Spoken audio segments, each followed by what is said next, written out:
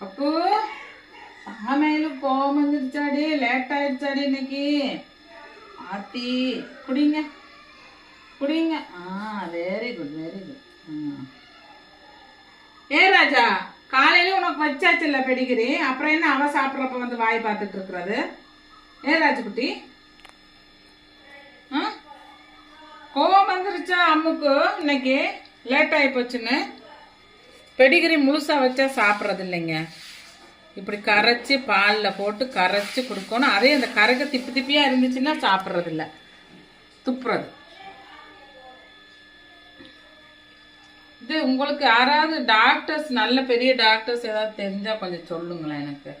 இது வந்துட்டு எப்போ பார்த்தாலும் இப்படியே கையும் காலும் ஆட்டிக்கிட்டு ஃபிக்ஸ் வந்த மாதிரியே இருந்தால் கஷ்டமாக இருக்குது நமக்கு. நானும் 3 டாக்டரை பார்த்தாச்சு. அவங்க இப்படி தான் இருக்குன்னு சொல்கிறாங்க. அதனால தான் யோசிக்க வேண்டியிருக்குது. இப்படியே இத்தனை அளவுக்கு ஆசை இருக்கு. அவங்க அம்மா கூட விளையாடணும், அண்ணன் தம்பி கூட விளையாடணும், வெளியில் சுற்றணும். கொஞ்ச நேரம் சாயங்காலம்லாம் விடுவேன்னா ஓடுவா பாருங்க, இப்படி ஓடுவான். கொஞ்சம் கொஞ்சம் ஓடுறா, இப்போ நடக்கிறான். கொஞ்சம் இம்ப்ரூவ்மெண்ட் இருக்குதானே. வெயிட் ரொம்ப கம்மியாயிட்டே போகுது பப்பு, ஏன் தான் தெரியல. நான் சாப்பாடெலாம் மிக்சியில் அடித்து தயிர் ஊற்றி கோழிக்கால் போட்டு ஃபஸ்ட்டு இவங்களுக்கு தான் காலையிலே கோழிக்கால் வேக வச்சுட்டு தான் அடுத்த வேலையை நான் பார்ப்பேன். குடித்தங்க டேஸ்டாக இருக்கா பப்பு? லேட் ஆயிடுச்சா? கோவமா அம்மா மேலே லேட் ஆயிடுச்சுன்னு? குடிடி தங்கம்.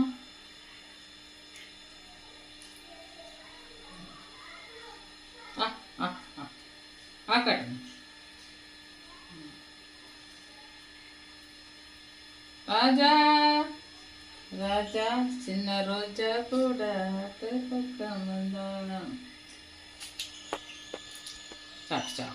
திப்பியெல்லாம் துப்பக்கூடாது தங்க, சத்து, அதுதான் சத்து உங்களுக்கு.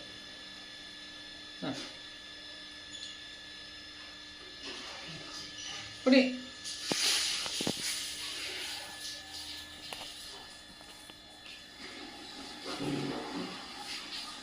காலையிலேருந்து கொஞ்சம் லேட் ஆகிடுச்சு பப்புக்கு சாப்பாடு ஊற்றுறதுக்கு. வேலை காலையில் பணியாக இருந்துச்சுன்னா அதனால கொஞ்சம் லேட் ஆகிடுச்சு. அவருக்கும் எல்லாருக்கும் காலையிலே நேரமாக பசிக்குது. துப்பக்கூடாதுமோ.